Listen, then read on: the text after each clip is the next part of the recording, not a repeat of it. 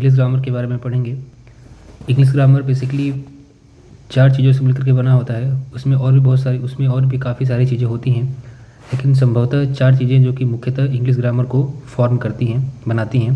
जैसे उसका पहला पार्ट होता है tense, voice, narration and modals. पहला part tense, then voice, narration and modals. मुख्यतः अगर हम इन 4 चीज़ों को पढ़ लेते हैं तो इन चारों को पढ़ने के पश्चात हमारा इंग्लिश ग्रामर का काफ़ी सिग्निफिकेंट पोर्शन कवर हो जाता है। सो आज हम देखेंगे कि इसकी इम्पोर्टेंस क्या है, किन किन एग्ज़ाम्स में इसको पूछा जाता है, और साथ ही साथ आज हम 1 बाय 1 करके सभी को पढ़ने का प्रयास करेंगे। इसी यूट्यूब चैनल पर आपको complete English grammar free of cost cover होगा। मैं सारे क्लासेस को अच्छे से कम्प्लीटली काफ़ी अच्छी मात्रा में एग्जाम्पल्स के साथ कवर करूँगा। जैसे कि अगर मैं इसकी इम्पोर्टेंस की बात करूँ तो इम्पोर्टेंस स्कूल गोइंग स्टूडेंट्स, जो भी स्टूडेंट्स अभी स्कूल में हैं, खासतौर से क्लास 6 से लेकर के 12 तक के, कई बार स्कूल में टीचर समझाते हैं, सर समझाते हैं, बट हमें कुछ चीज़ें समझ में आती हैं, कुछ चीज़ें समझ में नहीं आती हैं।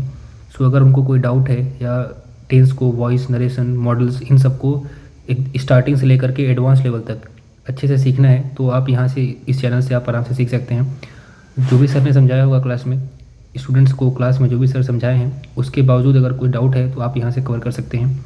कॉलेज गोइंग स्टूडेंट्स, कई बार क्या होता है कि कई बार स्कूलिंग हमारी हिंदी मीडियम से ही रहती है, बट कॉलेज हमारा इंग्लिश मीडियम में चल रहा होता है। सो वहाँ भी प्रॉब्लम्स आती हैं, तो आप उन प्रॉब्लम्स को टैकल करने के लिए भी आप आराम से इंग्लिश को यहाँ पर सीख सकते हैं।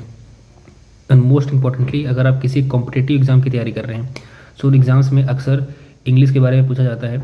उसका सिग्निफिकेंट अमाउंट में काफ़ी अच्छे नंबर्स में क्वेश्चंस आते हैं। सो अगर आप यहाँ से पढ़ेंगे तो आप इजीली उन क्वेश्चंस को भी टैकल कर सकते हैं। और इन जनरली भी अगर किसी का इंटरेस्ट हो सीखने का तो वो आराम से इस चैनल से सीख सकता है। हम बात करेंगे आज टेंस की। इसके बाद आज हम स्पेशली बात कर रहे हैं टेंस की। टेंस कवर होने के बाद हम वॉइस, नरेशन और मॉडल्स में जाएंगे। आज हमारा पहला टॉपिक रहेगा टेंस। टेंस के बारे में जानेंगे, टेंस है क्या, कितने टेंस के प्रकार क्या हैं, और उन सभी प्रकार का स्ट्रक्चर क्या होता है। इसके बाद हम एग्जाम्पल्स के साथ समझने का प्रयास करेंगे कि टेंस होता क्या है। पहला टेंस। टेंस को हिंदी में काल कहा जाता है। टेंस को हिंदी में काल कहते हैं। काल का मतलब होता है टाइम, समय। टेंस टाइम या समय को दर्शाता है। टेंस को समय के आधार पर, टाइम के आधार पर मुख्यतः 3 भागों में बांटा गया है।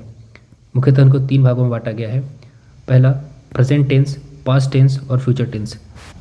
प्रेजेंट टेंस वर्तमान समय को दिखाता है, पास्ट टेंस उस बात के बारे में बताता है जो ऑलरेडी हो चुकी है, और फ्यूचर टेंस भविष्य में होने वाली घटनाओं के बारे में बताता है। सो बेसिकली टाइम के आधार पर इनको 3 भागों में बांटा गया है। फर्दर इन टेंस को 4 और अलग अलग भागों में बांटा गया है। फर्दर ये टेंस हैं, इनको 4 सब पार्ट्स में बांटा गया है। Simple tense, continuous tense, perfect tense, imperfect continuous tense. Simple, continuous, perfect, perfect continuous. Present को इन 4 भागों में, और पास्ट को भी इन 4 भागों में, और फ्यूचर को भी इन 4 भागों में, यानी कि ओवरऑल 3 टेंस, प्रेजेंट, पास्ट और फ्यूचर, साथ में ये 4 भाग, टोटल 12 टेंस होते हैं। हम इन 12 टेंस के बारे में पढ़ेंगे, और जैसे ही हम इन 12 टेंस को कंप्लीट करते हैं, हम टेंस टॉपिक को ही पूरा कवर कर लेते हैं। आगे हम देखते हैं कि ये प्रेजेंट टेंस है। प्रेजेंट टेंस को हमने बांटा 4 भागों में। Present simple tense, present continuous tense, present perfect tense, present perfect continuous tense. Present simple tense को ही कहीं कहीं पर प्रेजेंट इंडेफिनिट टेंस भी लिखा रहता है, तो वो दोनों एक ही बात है। और उसी प्रकार से पास्ट टेंस को भी simple past tense, past continuous, past perfect और पास्ट परफेक्ट कंटिन्यूअस। फ्यूचर को भी future simple tense, future continuous tense, future perfect tense और फ्यूचर परफेक्ट कंटिन्यूअस टेंस में बांटा गया है। इस प्रकार से 1, 2, 3, 4, 5, 6, 7, 8, 9, 10, 11 और 12 टेंस जब हम पढ़ने के बाद पूरे टेंस टॉपिक को ही हम कंप्लीट कर लेंगे। आगे आज हम देखेंगे प्रेजेंट टेंस के बारे में। स्पेशली आज इस टॉपिक के बारे में पढ़ेंगे, और आने वाली वीडियोस में बाकी टॉपिक्स को भी हम अच्छे से कवर करेंगे। प्रेजेंट टेंस को हमने देखा अभी मुख्यतः 4 भागों में बांटा गया है। सिंपल प्रेजेंट टेंस और simple present tense, present continuous tense, present perfect tense, present perfect continuous tense. इन सभी की पहचान क्या है? प्रेजेंट टेंस बेसिकली पहले वर्तमान समय के बारे में बात करेगा। घटना जो हो चुकी है उसके बारे में नहीं, जो होने वाली है उसके बारे में नहीं, जो ऑलरेडी अभी की बात हो रही है, जो घटना हो रही है उसके बारे में प्रेजेंट टेंस बात करता है। प्रेजेंट टेंस की पहचान क्या है? प्रेजेंट टेंस को अगर हमें पहचानना है तो हमें देखना पड़ेगा कि सेंटेंस के एंड में क्या है। सेंटेंस के अगर एंड में, एक सेकंड, सेंटेंस के अगर एंड में ता है ती है आता है, ता है ती है आता है, तो वो सिंपल प्रेजेंट टेंस की बात कर रहा है। जैसे राहुल विद्यालय जाता है, वह खाना बनाती है, ता है ती है आ रहा है, तो वो सिंपल प्रेजेंट टेंस की बात हो रही है। अगर शब्द के अंत में हिंदी सेंटेंस के एंड में रहा है रही है आ रहा है, तो वो प्रेजेंट कंटिन्यूअस टेंस के बारे में बात कर रहा है।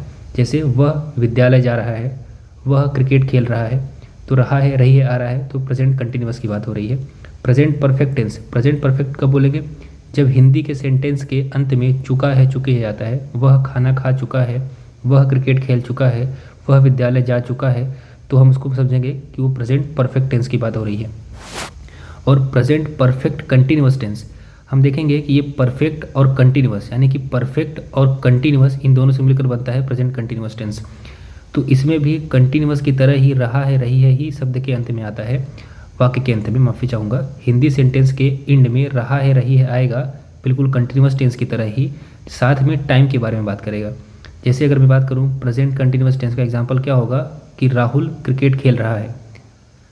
अगर हम परफेक्ट कंटिन्यूअस को के बारे में बात करेंगे तो वही सेंटेंस क्या होगा, राहुल 2 घंटे से क्रिकेट खेल रहा है। तो रहा है आया, लेकिन परफेक्ट कंटिन्यूअस टेंस में टाइम की बात हो रही है कि वो 2 घंटे से खेल रहा है। मुझे उम्मीद है कि आप चारों टेंस क्या होते हैं, प्रेजेंट टेंस के चारों पार्ट्स को पहचानना सीख चुके होंगे। अब हम आगे चलते हैं।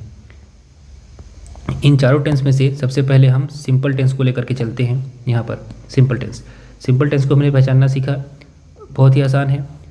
ता है ती है ते है आएगा तो हम समझेंगे कि वो सिंपल प्रेजेंट टेंस की बात हो रही है। जैसे मैं क्रिकेट खेलता हूँ, ता हूँ की बात हो रही है।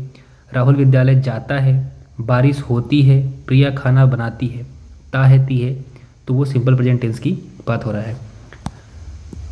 आगे चलें तो स्ट्रक्चर, हमें किसी भी सेंटेंस को अगर उसका इंग्लिश फॉर्म करना है, किसी भी टेंस का इंग्लिश बनाना है, सबसे पहले हमें उसकी स्ट्रक्चर को देखना पड़ेगा। अब सिंपल प्रेजेंट टेंस यानी कि प्रेजेंट इंडिफिनिट टेंस के भी 3 प्रकार के स्ट्रक्चर हो सकते हैं। किसी भी सेंटेंस को बोलने के जिस 3 तरीके हैं, उन्हीं 3 तरीकों के आधार पर ही हम सेंटेंस को फॉर्म करेंगे। जैसे कि पॉजिटिव, राहुल विद्यालय जाता है, एक पॉजिटिव यानी कि सकारात्मक शब्द है। फिर निगेटिव, राहुल विद्यालय नहीं जाता है, ये नकारात्मक हो गया, निगेटिव हो गया। और इंटरोगेटिव का मतलब होता है प्रश्नवाचक, क्या राहुल विद्यालय जाता है? विद्यालय जाने को ये मैंने 3 तरीके से पूछा या 3 तरीके से बात की कि राहुल विद्यालय जाता है सकारात्मक, राहुल विद्यालय नहीं जाता है नकारात्मक, क्या राहुल विद्यालय जाता है क्वेश्चन मार्क प्रश्नवाचक। सो सिंपल प्रेजेंट टेंस सबके अंत में ता है ती है ही आ रहा है। विद्यालय जाता है, क्या राहुल विद्यालय जाता है, ता है आया। राहुल विद्यालय नहीं जाता है, ता है आया। क्या राहुल विद्यालय जाता है, ता है आया। शब्द के अंत में ता है आ रहा है, इसका मतलब कि वो सिंपल टेंस की बात कर रहा है, लेकिन उसमें पॉजिटिव है कि नेगेटिव है कि इंटरोगेटिव है वो भी देखना होता है। सो प्रेजेंट टेंस के सिंपल प्रेजेंट टेंस के अंतर्गत हम अभी पॉजिटिव के स्ट्रक्चर को देखेंगे। पॉजिटिव का स्ट्रक्चर क्या होता है हमारे सामने है। पॉजिटिव सेंटेंस को समझने के लिए पॉजिटिव सेंटेंस का स्ट्रक्चर क्या होता है, सब्जेक्ट प्लस वर्ब का first form plus S plus object. Verb का first form plus S plus object, उन सबसे पहले सब्जेक्ट। और वर्ब के फर्स्ट फॉर्म के साथ यस कब लगता है, जब सब्जेक्ट के रूप में ही, सी, इट या किसी व्यक्ति का नाम हो, तभी हम वर्ब के फर्स्ट फॉर्म के साथ यस को लगाएंगे, अदरवाइज हम यस को नहीं लगाते हैं। जैसे कि वह खाना बनाती है, वह खाना बनाती है, वह खाना बनाती है। हमारे सामने स्ट्रक्चर है, ता है देख करके हमने समझ गए कि ये सिंपल प्रेजेंट टेंस की बात कर रहा है। सिंपल प्रेजेंट टेंस में पॉजिटिव सेंटेंस है, वह खाना बनाती है, पॉजिटिव सेंटेंस है। अब हमें स्ट्रक्चर हमें पता है, सब्जेक्ट प्लस वर्ब का first form plus S plus object. Yes कब लगेगा, जब सब्जेक्ट के रूप में ही, सी, इट या किसी व्यक्ति का नाम हो। तो अगर हम देखें सबसे पहले इस सेंटेंस में सब्जेक्ट क्या है, सब्जेक्ट क्या है, सब्जेक्ट क्या है, वह बनाती है, फीमेल की बात हो रही है, तो क्या हो जाएगा सी। वर्ब क्या होगा, वर्ब को हिंदी में क्रिया कहते हैं, बनाना, खाना बनाना। खाना बनाना को इंग्लिश में क्या कहते हैं, कुक। और बाकी ऑब्जेक्ट क्या होगा, खाना, फूड। सो अगर हम देखें तो सब्जेक्ट क्या है, सी। Verb cook. अब वर्ब के फर्स्ट फॉर्म के साथ यस लगेगा। यस क्यों लगेगा, क्योंकि सब्जेक्ट के रूप में क्या है, सी है। सब्जेक्ट के रूप में अगर सी है तो हम क्या करेंगे, वर्ब के फर्स्ट फॉर्म के साथ यस लगाएंगे, सी कुक्स फूड। Very simple. अगर इसी जगह पर इस प्रकार से बोल दिया जाए कि वह खाना बनाती है की जगह मैं खाना बनाती हूँ, तो क्या हो जाएगा, आई कुक फूड। यहाँ पर कुक के साथ यस नहीं लगेगा, क्योंकि यस कब लगता है, जब सब्जेक्ट में ही, सी, इट या किसी व्यक्ति का नाम हो। तो यहाँ पर ना ही है, ना ही सी है, ना ही इट है, ना ही किसी व्यक्ति का नाम है, इसलिए कुक के साथ यस नहीं लगा। मुझे उम्मीद है आप समझ पा रहे होंगे कि वर्ब के फर्स्ट फॉर्म के साथ यस कब लगता है, जब सब्जेक्ट के रूप में ही, सी, इट या किसी व्यक्ति का नाम हो। अब हम आगे चलते हैं, एक और एग्जाम्पल देखते हैं। वह पुस्तक पढ़ता है। इसमें सबसे पहले हम वही अगेन स्ट्रक्चर को आइडेंटिफाई करेंगे कि सब्जेक्ट क्या है, वर्ब क्या है, ऑब्जेक्ट क्या है। इसमें सब्जेक्ट क्या है, अगर मैं ध्यान से देखूँ तो सब्जेक्ट क्या है इसमें, सब्जेक्ट अगेन वही वह यानी कि सी, सॉरी यहाँ पर मेल की बात हो रही है, तो यहाँ पर सब्जेक्ट के रूप में क्या होगा, ही। सब्जेक्ट ही, वह यानी कि ही। एंड देन ऑब्जेक्ट क्या है, पुस्तक, बुक। एंड देन वर्ब क्या है, पढ़ना, रीड। सो स्ट्रक्चर के हिसाब से सबसे पहले ही,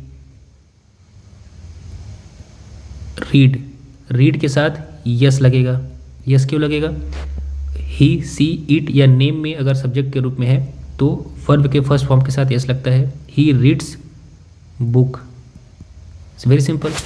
अगेन अगर वही यहाँ पे रहे, वे पुस्तक पढ़ते हैं, को हम कैसे लिखेंगे, वे का सब्जेक्ट क्या है, वे, उसको इंग्लिश में क्या कहेंगे, दे। तो दे रीड बुक। यहाँ पर यस हमने नहीं लगाया। यस क्यों नहीं लगाया, क्योंकि सब्जेक्ट के रूप में क्या है, दे। ही, सी, इट या किसी व्यक्ति का नाम नहीं है। मुझे उम्मीद है आपको बात अच्छे से समझ में आ रही होगी। पृथ्वी सूर्य का चक्कर लगाती है। अगर इसको देखा जाए, एक और सेंटेंस है, पृथ्वी सूर्य का चक्कर लगाती है। पृथ्वी सूर्य का चक्कर लगाती है। किसी भी सेंटेंस को फॉर्म करने से पहले हमें उसके स्ट्रक्चर को देखना पड़ेगा। इस स्ट्रक्चर को देखने के लिए सबसे पहले हम समझेंगे इसमें सब्जेक्ट क्या है। सब्जेक्ट क्या है इसका, सब्जेक्ट क्या है इसमें, अर्थ, पृथ्वी, अर्थ। एंड देन वर्ब, एक सेकेंड सॉरी, वर्ब क्या है, वर्ब चक्कर लगाने को क्या बोलते हैं, move round,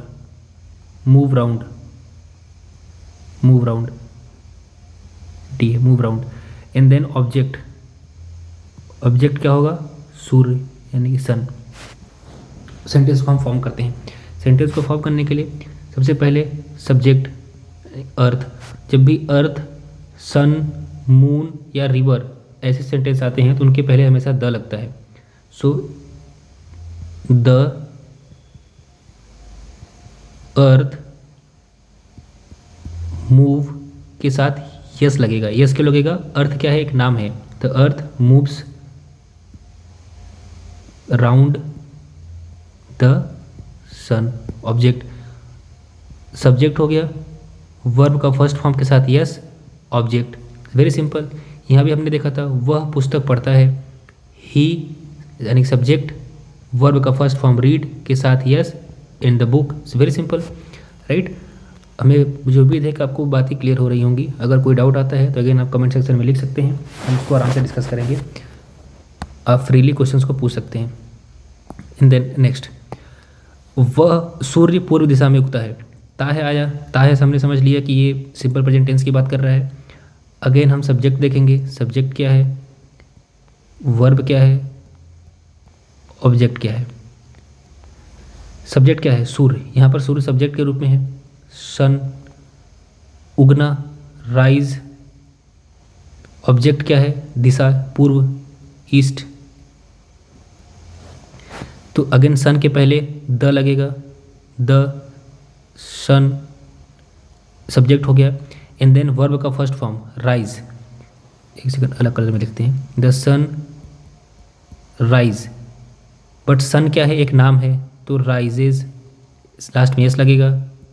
in the east, ये ऑब्जेक्ट हो गया, सॉरी ये सब्जेक्ट हो गया, ये वर्ब का फर्स्ट फॉर्म के साथ यस हो गया और ये ऑब्जेक्ट हो गया। Very simple. जो भी देखेगा आपको ये सारे टॉपिक्स अच्छे से क्लियर हो रहे होंगे। एंड देन वह मेरी कंपनी में काम करता है।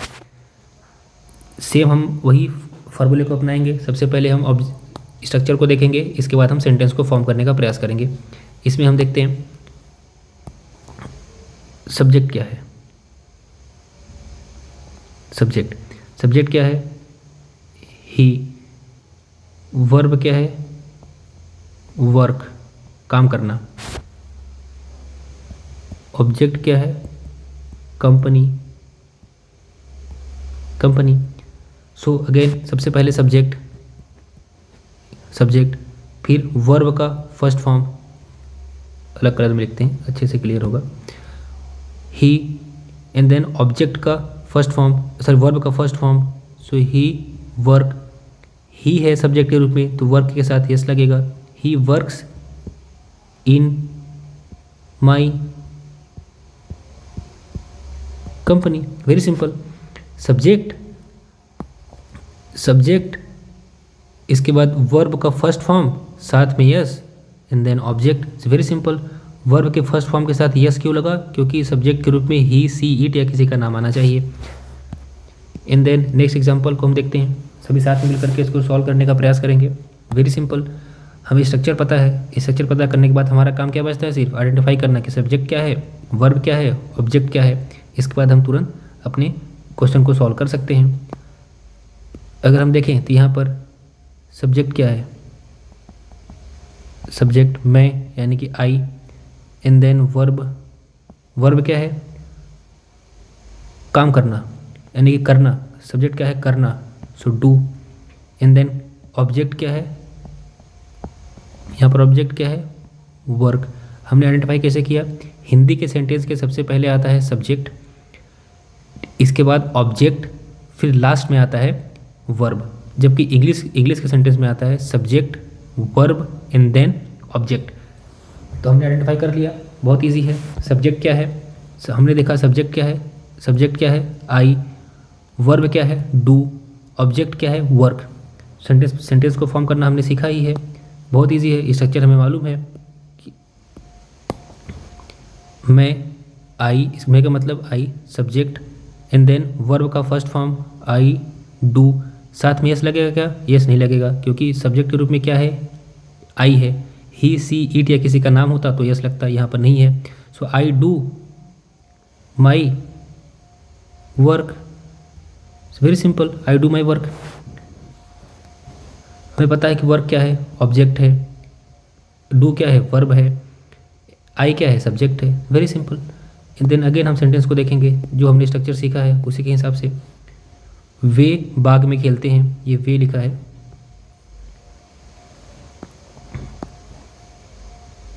वे बाग में खेलते हैं। सब्जेक्ट क्या है, दे। वे को क्या बोलेंगे इंग्लिश में, they. Subject they. And then verb, क्रिया, कौन सी क्रिया हो रही है, खेलना, सो प्ले। एन ऑब्जेक्ट, कहाँ पे खेल रहे हैं, बाग में। बाग को क्या बोलेंगे इंग्लिश में, गार्डन। सो इसका अगर हम इंग्लिश सेंटेंस फॉर्म करेंगे सो क्या होगा, स्ट्रक्चर के हिसाब से हम चलेंगे। वे बाग में खेलते हैं, सबसे पहले सब्जेक्ट, फिर वर्ब, फिर ऑब्जेक्ट। सब्जेक्ट क्या है, वे, सो दे प्ले। साथ में यस होगा क्या, यस नहीं होगा, क्योंकि सब्जेक्ट के रूप में क्या है, दे है। They play in the garden. Very simple. हमको आता है ऑब्जेक्ट, वर्ब का first form and then subject plus verb का first form and then object. हमने ये तो सीखा ही है, बहुत इजी है। इसी सेंटेंस को हम थोड़ा सा घुमा करके देखते हैं क्लियरिटी लाने के लिए कि अब इससे पहले क्या था, इससे पहले था वे बाग में खेलते हैं, अभी क्या है मैं बाग में खेलता हूँ। मैं बाग में खेलता हूँ तो हम सबसे पहले इस स्ट्रक्चर को देखेंगे। इसमें सब्जेक्ट क्या है, मैं, आई, वर्ब सेम है, प्ले, ऑब्जेक्ट सेम है, गार्डन। इसका अगर हम सेंटेंस फॉर्म करेंगे तो क्या होगा, हमें ये देखना है, हमें बस डिफरेंस को आइडेंटिफाई करने का प्रयास करना है। इसमें अगर हमने सेंटेंस को फॉर्म किया तो क्या बनेगा, मैं, I play in the garden. कोई बदलाव आया, सब्जेक्ट ऑब्वियसली चेंज होगा तो आई रहेगा, बाकी प्ले इन द गार्डन बाकी सेम है। यहाँ पर यस नहीं लगा, यस क्यों नहीं लगा, क्योंकि सब्जेक्ट में क्या है, आई है, वहाँ पर सब्जेक्ट में क्या था, दे था। पर अगर इसी सेंटेंस को मैं ऐसे बोलूँ, मैं बाग में खेलता हूँ की जगह वह बाग में खेलता है, वह बाग में खेलता है, वह बाग में खेलता है। सो इसमें अगर मैं देखूं सब्जेक्ट क्या है,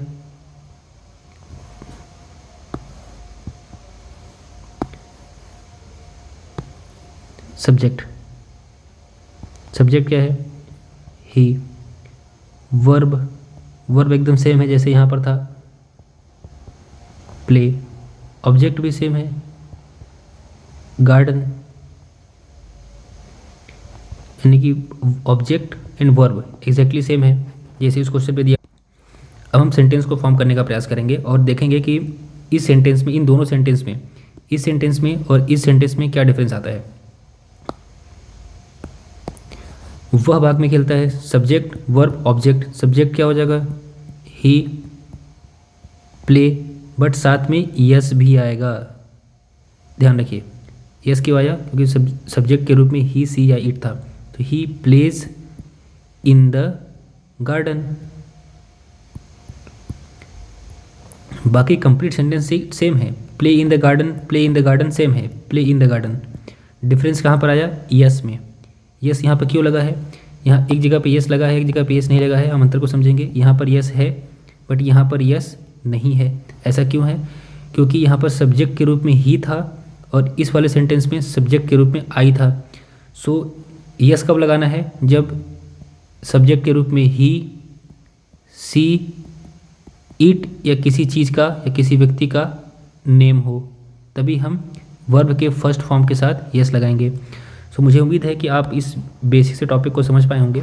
आने वाली वीडियोज़ में हम बाकी टॉपिक्स को कवर करेंगे। तो मैं आज पूरे टॉपिक को समअप कर देता हूँ, मैंने आज क्या पढ़ाया और हमने क्या सीखा। हमने देखा कि इंग्लिश ग्रामर को समझने के लिए हमें कुछ चीज़ें पहले आनी चाहिए। सबसे पहला चीज़ है टेंस, वॉइस, नरेशन इन वर्ब, मॉडल वर्ब्स कहते हैं उसको।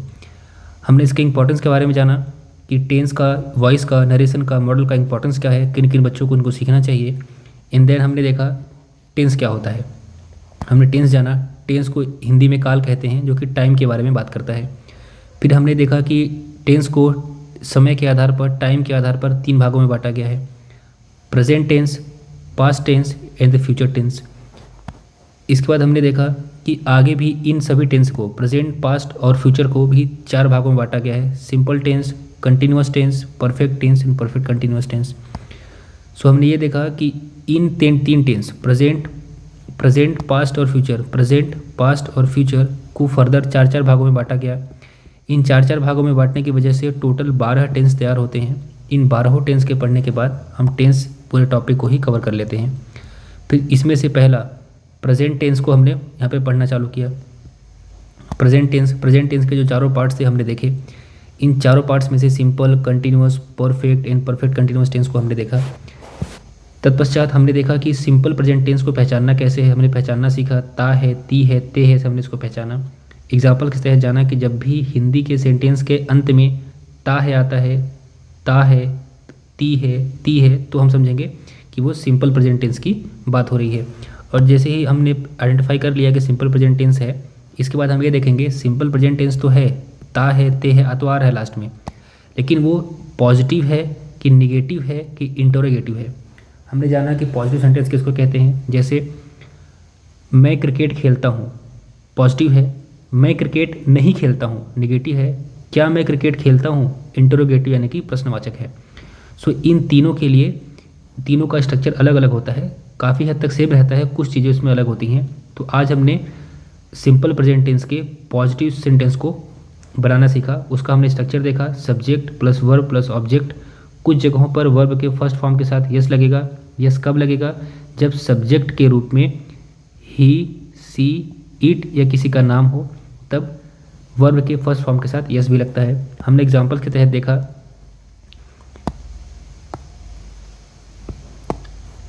हमने देखा कि एग्जाम्पल देखा कि वह खाना बनाती है, ती है से हमने देख लिया कि हम समझ गए कि ये सिंपल प्रेजेंट टेंस की बात हो रही है।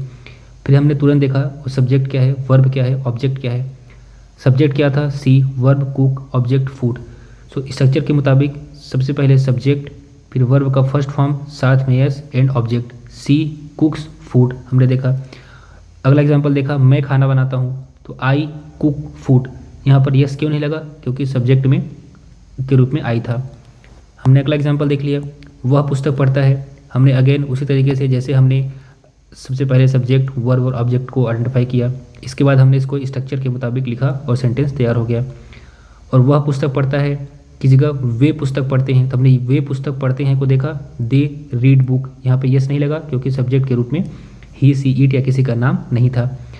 अगला एग्जाम्पल हमने देखा, पृथ्वी सूर्य का चक्कर लगाती है। इसमें भी हमने सब्जेक्ट देखा, वर्ब देखा, ऑब्जेक्ट देखा और सेंटेंस को फॉर्म किया। सेम क्वेश्चन यहाँ भी है, सेम सिमिलर सब्जेक्ट, वर्ब और ऑब्जेक्ट हमने देखा और सेंटेंस को हमने फॉर्म किया। तो इन सभी एग्जांपल्स को मैं एक्सपेक्ट कर रहा हूँ कि आप जो भी वीडियो देख रहे हैं, अगर आप सीरियस हैं इंग्लिश को लेकर के, तो आपको सबसे पहले जैसे मैंने पढ़ाया है 1 बाय 1 इसी प्रकार से नोट्स बनाने चाहिए। और इन सभी एग्जाम्पल्स को सबसे पहले आप टेंस लिखिए, क्या है टेंस के टाइप्स लिखिए, उन टाइप्स के बाद सिंपल प्रेजेंट टेंस का, पॉजिटिव का स्ट्रक्चर लिखिए। स्ट्रक्चर लिखने के बाद ये सभी एग्जांपल्स को देखिए। इन एग्जांपल्स के साथ, जैसे एग्जांपल हो गया सूर्य पूर्व दिशा में उगता है, आपने इसका हिंदी सेंटेंस लिखा, तो जैसे मैंने यहाँ पर साइड में इनके सब्जेक्ट, वर्ब और ऑब्जेक्ट को लिखा है, इसके बाद सेंटेंस को फॉर्म किया है, आप भी इसी प्रकार से करेंगे तो आप जब भी कभी रिवाइज़ करना चाहेंगे आपको बहुत ईजी होगा इस चीज़ को रिवाइज़ करना। और यही सही तरीका होता है इंग्लिश को सीखने का। नोट्स बनाना बहुत ज़रूरी है, सिर्फ वीडियो देखने से काम नहीं चलेगा। सो आप कॉपी पेन में इन चीज़ों को लिखिए और समझने का प्रयास करिए। अगला एग्जांपल हमने देखा था, वह मेरी कंपनी में काम करता है, वह मेरी कंपनी में काम करता है। इसमें भी सब्जेक्ट क्या है, वर्ब क्या है, ऑब्जेक्ट क्या है, हमने देख लिया, एंड देन सेंटेंस को फॉर्म किया। बहुत बहुत ईजी है। उसी प्रकार से ये एग्जांपल, मैं अपना काम करता हूँ, सब्जेक्ट देख लिया आई, वर्ब देखा डू, ऑब्जेक्ट देखा work. So I do my work, simple, I do my work. I क्या हो गया, सब्जेक्ट, डू क्या हो गया, वर्ब, वर्क क्या हो गया, object. So I do my work, subject, verb and then object, very simple. जैसे यहाँ पे था, वे बाग में खेलते हैं, वे बाग में खेलते हैं, सब्जेक्ट क्या हो गया, they, verb play, object garden. So they play in the garden. उसी प्रकार से हमने देखा कि वह बाग में खेलता है, वह बाग में खेलता है, वह बाग में खेलता है। सो सब्जेक्ट ही, वर्ब प्ले, ऑब्जेक्ट गार्डन। यहाँ पर सब्जेक्ट प्लस वर्ब प्ले के साथ में वर्ब के फर्स्ट फॉर्म के साथ यस लगा। यस क्यों लगा, क्योंकि ही था सब्जेक्ट के रूप में, ही प्लेस इन द गार्डन। मुझे उम्मीद है आपको सारे टॉपिक समझ में आ रहे होंगे। अब हम कल देखेंगे, कल के टॉपिक्स के बारे में हम बात करेंगे। कल हम क्या पढ़ने वाले हैं। आज हमने देखा सिंपल प्रेजेंट टेंस का, सिंपल प्रेजेंट टेंस के पॉजिटिव स्ट्रक्चर के बारे में हमने जाना, पॉजिटिव के बारे में हमने देखा, इसके स्ट्रक्चर के बारे में पढ़ा, इसका स्ट्रक्चर क्या होता है, इसके हमने एग्जांपल्स भी देखे।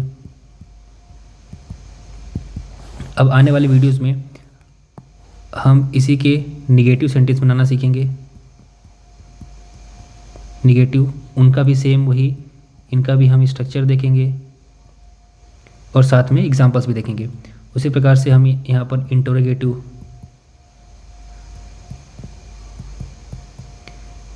इंटरोगेटिव, यानी कि प्रश्नवाचक क्वेश्चंस को देखेंगे, उसका भी स्ट्रक्चर देखेंगे और एग्जांपल्स को भी हम देखेंगे। इस प्रकार से हमारा सिंपल प्रेजेंट टेंस कंप्लीट होगा और इसके कंप्लीट होने के बाद हम सिंपल कंटिन्यूअस टेंस, इसके बाद हम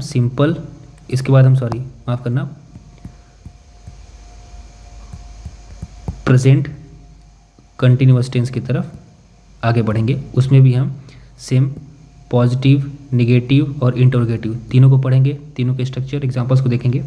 सो इस यूट्यूब चैनल पर complete English grammar free of cost available रहेगी। सो अगर आपको वीडियो पसंद आती है तो इसको आप लाइक कर सकते हैं और अपने कुछ दोस्त जो कि एग्ज़ाम्स की तैयारी कर रहे हैं और या फिर फ्यूचर में तैयारी करना चाहते हैं, या कोई स्कूल का फ्रेंड है, कोई रिलेटिव है जिनको ये वीडियो हेल्पफुल हो सकती है, उनको भेजिए। और आने वाले टॉपिक्स अगर आपको कोई और डाउट है, कोई सजेशन है मेरे लिए, तो आप कमेंट सेक्शन में बता सकते हैं और मैं डेफिनेटली उस पर काम करने का प्रयास करूँगा। और मैंने इसको बहुत ही सिंपल रखने का प्रयास किया है ताकि सभी को समझ में आए। बट एक बात है, आपको उसको नोट्स बनाना है।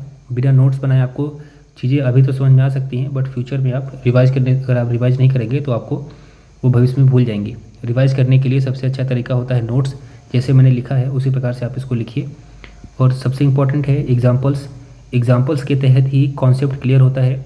हमने इसकी स्ट्रक्चर को तो देख लिया, हमने इसके स्ट्रक्चर को देखा, हम स्ट्रक्चर्स को तो जानते हैं, बट सिर्फ स्ट्रक्चर जानने से काम नहीं चलेगा। हमें साथ ही साथ, जैसे हमने स्ट्रक्चर को तो जान लिया, ये रहा इसका स्ट्रक्चर को हमें जाना, लेकिन स्ट्रक्चर के साथ हमें पहचानना आना चाहिए और साथ ही एग्जाम्पल को देख करके वो सॉल्व करने आना चाहिए। जैसे ये एग्जाम्पल हमारे सामने है, ये एग्जाम्पल है, इस एग्जाम्पल को हम तभी अच्छे से सॉल्व कर पाएंगे। पहली चीज़ हमें तो स्ट्रक्चर पता होनी चाहिए और दूसरा हमें पता होना चाहिए कि सब्जेक्ट क्या है, वर्ब क्या है, ऑब्जेक्ट क्या है। तो जिस प्रकार से मैंने एग्जाम्पल्स को लिखा है, एग्जाम्पल लिखने के बाद यहाँ पर सब्जेक्ट, वर्ब और ऑब्जेक्ट लिखा है, इसके बाद सेंटेंस को फॉर्म किया है, वैसे आप भी करेंगे। तो मुझे उम्मीद है कि आपको ये सारे टॉपिक्स अच्छे से कवर होंगे। हम आने वाले कुछ वीडियोस के तहत हम टेंस को, सभी टेंस, प्रेजेंट, पास्ट और फ्यूचर को ख़त्म करेंगे। इसको पूरा करने के बाद हम चलेंगे अगले टॉपिक पर जो कि वॉइस होगा। सो पहला टॉपिक टेंस है, टेंस को पूरा करने के बाद अगला टॉपिक वॉइस रहेगा, मैं वॉइस की तरफ बढ़ूँगा। And then narration, and then modals and verbs. इन सभी टॉपिक्स को कवर करने के बाद किसी भी, अगर आप कॉम्पिटिटिव एग्ज़ाम में हैं, किसी भी आप कंपटीशन की तैयारी कर रहे हैं, स्कूल में हैं और कॉलेज में हैं, कहीं भी हैं, आपको अपने इंग्लिश ग्रामर का ऑलमोस्ट 80 to 90% टॉपिक्स कवर हो जाते हैं वेरी इजली, सिर्फ इन सभी टॉपिक्स को कर लेने के बाद ही। मैं अभी टेंस करा रहा हूँ, टेंस कराने के बाद वॉइस, नरेशन एंड मॉडल्स, इन सभी टॉपिक्स को फ्री ऑफ कॉस्ट कवर कराऊंगा। मुझे उम्मीद है आपको वीडियो अच्छी लगी होगी। मिलते हैं अगले वीडियो में। जय हिंद।